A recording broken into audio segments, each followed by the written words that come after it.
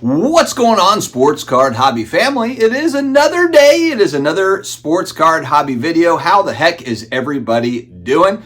Making our way through the week. And we've got an interesting story here today that was just recently brought to me. It is in regards to a 2003 Bowman Chrome Gold Refractor Carmelo Anthony card, BGS 9.5. Before I get started, please hit that subscribe button down below if you do enjoy what you hear. I'm here pretty much daily, sports card and collectible style videos. I also have a second channel, Collectibles Dad, where I'm talking about all the other things that are not sports cards, but other collectibles type stuff, news stuff over there.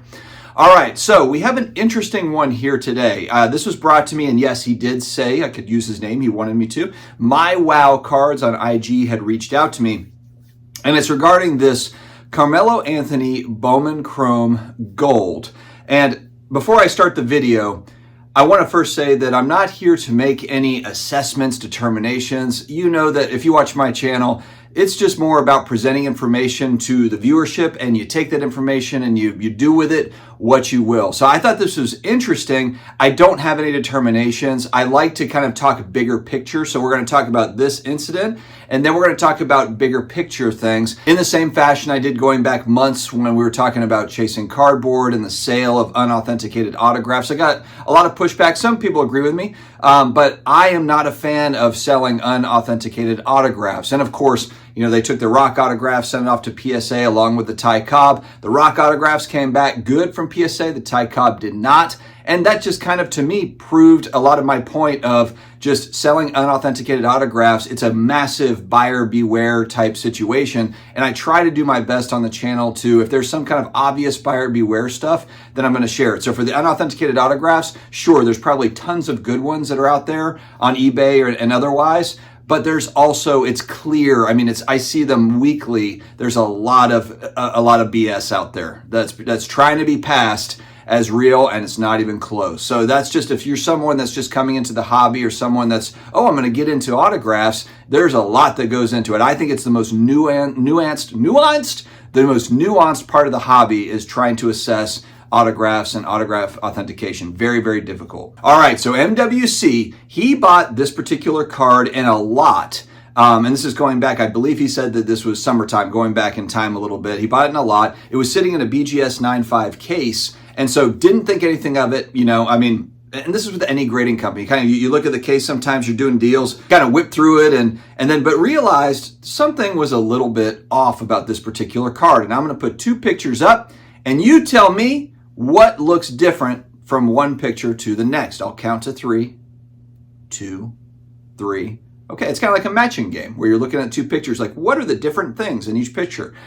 So if you look at the top edge, you can see it looks as if there's kind of small staining, I guess is maybe what it is, or something that looks like stains, like very, very small stains. So as he was looking at the card, he's like, oh man, I mean, it is sitting in a BGS 9.5 holder, but it just doesn't, you know, I don't want it with that on it. And so this is obviously one that probably just passed, you know, BGS. It happens. Look, grading companies grading millions and millions of cards. It's not a knock on BGS. They have graded tons and tons of cards. They provide a great service, all of that stuff. So it's not anything on BGS.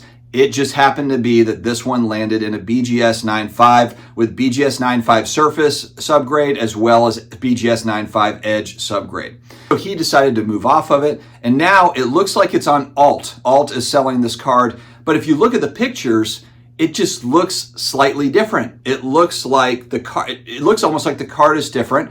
But if you look closely at the picture, you can see it. You can, if you zoom in, I think I've got the eBay listing here. If you zoom in, you can see there's just, it's a small, so I don't know if this is just the angle that Alt took the picture at. I'm not going to pretend to be like I'm some sort of an expert on, eBay listing and photography, because I'm certainly not. But you can see that there is a difference to where if you bought that card and then you got it in hand and it looked like the one that I just showed, the other picture, you're probably not thrilled. I don't know, unless, you know, you're buying the holder, I guess. But from what I understand, I think the card has kind of moved around because I think eventually this thing's got to end up with a Carmelo, I can't talk, a Carmelo Anthony collector that just puts it away. It's just like, hey, you know, I've got a couple of Breeze cards like this where it's got surface damage, but it's a rare card, and I'm okay with it. I paid a discount for it, certainly. But I think the interesting discussion here, though, is that it is sitting in a BGS 9.5 holder. So if you're, you know, a seller of this thing, you're saying, hey, look, it's a BGS 9.5. If you're a buyer of it, you're like, yeah, it's sitting in the BGS 9.5 holder, but look at what's on it. You know, so it's kind of one of those interesting scenarios. And like I said, it's just got to find its way to a Carmelo Anthony collector and just sit in that collection, you know, to where they just enjoy the card. It's a great card. Those Bowman Chrome Gold Refractors are amazing. I've got Drew Brees versions of this very similar cards, and they're beautiful cards. But I think it also speaks to when you're buying cards online and you're looking at photographs online, making sure that that's exactly what you're getting too. And maybe this sort of explains the rise of, you know, card shows and being able to hold, you know, cards in hand and being able to really analyze and look at it. You always hear people say, buy the card, not the grade. But, you know, there is really something to that, you know, especially when you're spending decent money on a card. Make sure that you really, really inspect that card, because mistakes can happen. Or, you know, grading is subjective. We talk about vintage all the time, where you'll see a 3 or a 4 that looks better than a 5 or a 6. It just depends on the criteria that they're using, that they're looking at. They might look at those corners and give it a really high corner grade, and then, you know, centering's off, but it still gets a 6, you know, or whatever.